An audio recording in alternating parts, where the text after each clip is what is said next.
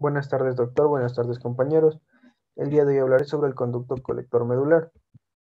Como generalidades tenemos que reabsorbe menos del 10% del agua y del sodio filtrado. Además, es el lugar final del procesamiento de la orina y tiene la función de determinación de eliminación final tanto de agua como de solutos en la orina. Las células epiteliales de los conductos colectores tienen una forma casi cúbica con superficies lisas y un número relativamente reducido de mitocondrias. Como características especiales tenemos tres. La primera es que la permeabilidad al agua del conducto colector medular está controlada por la concentración de ADH. Con concentraciones altas de ADH, el agua se reabsorbe ávidamente en el intersticio medular, lo que reduce el volumen de orina y concentra la mayoría de solutos en ella.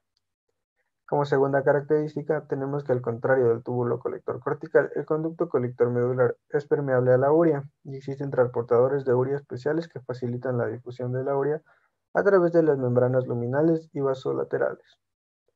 Luego, parte de la urea tubular se reabsorbe en el intersticio medular, lo que ayuda a aumentar la osmolaridad en esta región de los riñones y contribuye a la capacidad global de los riñones de formar una orina concentrada.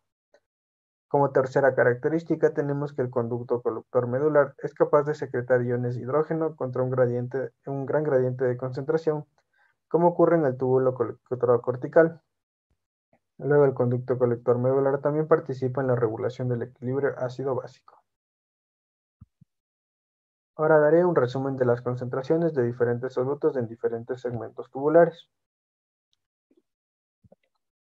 Entonces, lo que se concentra en el líquido tubular está determinado por el grado relativo de reabsorción de ese soluto frente a la reabsorción del agua.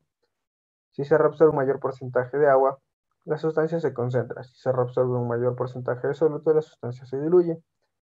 En este gráfico, lo que se puede observar o se muestra es el grado de concentración de varias sustancias en diferentes segmentos tubulares. Todos los valores de esta figura representan la concentración de líquido tubular dividida para la concentración plasmática de una sustancia. Aquí podemos ver los diferentes segmentos, como es el túbulo proximal, el asa de Henle, el túbulo distal y el conducto colector.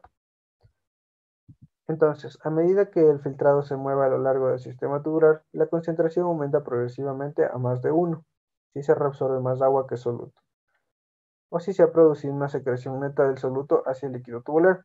Si el cociente de concentración se hace progresivamente menor que 1, esto significa que se ha reabsorbido relativamente más soluto que agua. Entonces, las sustancias representadas en la parte superior, como la creatinina, se concentran mucho en la orina. Estas sustancias no son generalmente necesarias para el organismo y por eso los riñones se han adaptado para resolverlas solo ligeramente o no hacerlo en absoluto.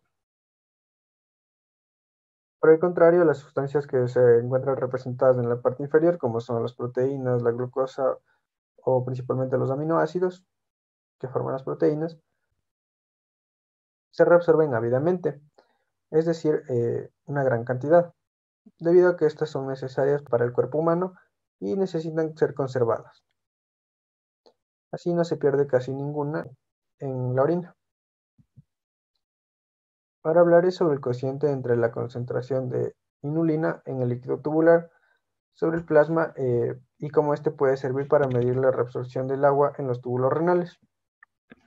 Entonces, la inulina es un polisacárido usado para medir la filtración glomerular y no se reabsorbe ni se secreta en los túbulos renales.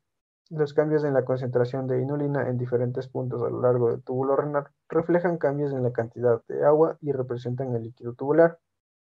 Por ejemplo, el cociente entre la concentración de inulina en el líquido tubular sobre el plasma sube alrededor de 3 al final de los túbulos proximales, lo que indica que la concentración de inulina en el líquido tubular es 3 veces mayor que en el filtrado glomerular. En el gráfico se puede ver en esta parte que la inulina llega hasta alrededor de 3 al finalizar la porción o el segmento del túbulo proximal, como se menciona.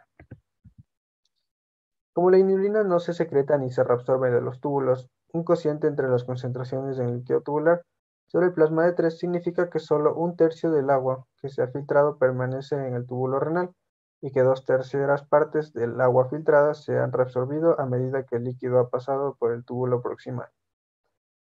Al final de los conductos colectores, el cociente entre la concentración de la inulina en el líquido tubular sobre el plasma aumenta alrededor de 125, lo que indica que solo el 1% del agua filtrada permanece en el túbulo y que el 99% se ha reabsorbido. Como se puede ver, la inulina que se encuentra con un color verde, una línea verde, al final del conducto colector, igual como se ve aquí, llega hasta 125. Gracias por su atención.